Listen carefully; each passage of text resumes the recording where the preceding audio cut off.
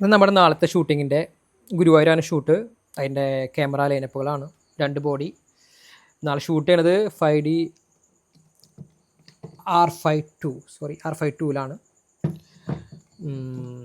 Guruvayur wedding തന്നെ ആയതുകൊണ്ട് early morning ആണ്. 5 o'clockനാണ് താലികെട്ട്. അപ്പോൾ 4 o'clockന് റൂമിലൊരു മേക്കപ്പ് ഷൂട്ട്. നമ്മൾ ഗുരുവായൂരിലെ റൂമുകളൊക്കെ കമ്പാരിറ്റീവ്ലി സൈസ് കുറവായിരിക്കും. അപ്പോൾ എന്തായാലും 50 mm സ്റ്റാർട്ട് ചെയ്യേണ്ടി വരും.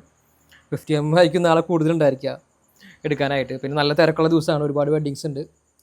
അപ്പോൾ 50 mm നമ്മൾ മേക്കപ്പ് ഷൂട്ടും അവിടുത്തെ ഫാമിലി സെക്ഷനൊക്കെ അതിലെടുക്കും.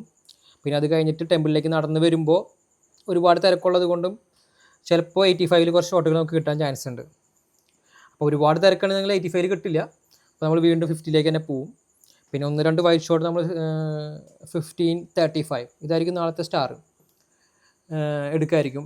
പിന്നെ നമ്മൾ നല്ല വെന്യൂൻ്റെയും അങ്ങനത്തെ ഉള്ള പിക്ചേഴ്സ് മാത്രമേ ഈ 11-24 നമ്മൾ ഷൂട്ട് ചെയ്യുള്ളൂ.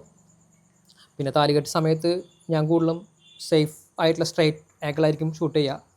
അപ്പോൾ നമുക്ക് അവിടെ 15-35 ഇടാം, 35 എടുക്കാം. വൈഡായിട്ട് കുറച്ച് ലോ ആംഗിൾ കെട്ടി കഴിഞ്ഞ് ഇറങ്ങുമ്പോൾ 15-ലൊക്കെ കുറച്ച് നല്ല വൈഡ് ആംഗിൾസ് കിട്ടും. സെയിം ടൈമിൽ വേറെ ക്യാമറമാൻ 85-ലും 50-ലും അവിടെ നിന്ന് കാൻഡിഡ് ഷൂട്ട് ചെയ്തോളും.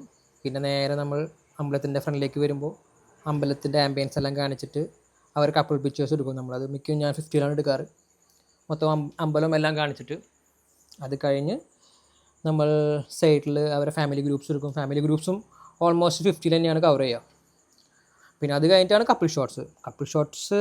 അത് ഡിപ്പെൻസ് നമ്മുടെ സിറ്റുവേഷനും അവിടുത്തെ ലൈറ്റിങ്ങും അവിടുത്തെ അവൈലബിലിറ്റിയും വെച്ചിട്ട് കൂടുതലും ഒരു സിറ്റുവേഷനും ക്രിയേറ്റീവായിട്ടുള്ള സിറ്റുവേഷൻ ഇല്ലാന്നുണ്ടെങ്കിൽ നേരെ നമ്മൾ 85mm 1.2ലേക്ക് നീങ്ങും.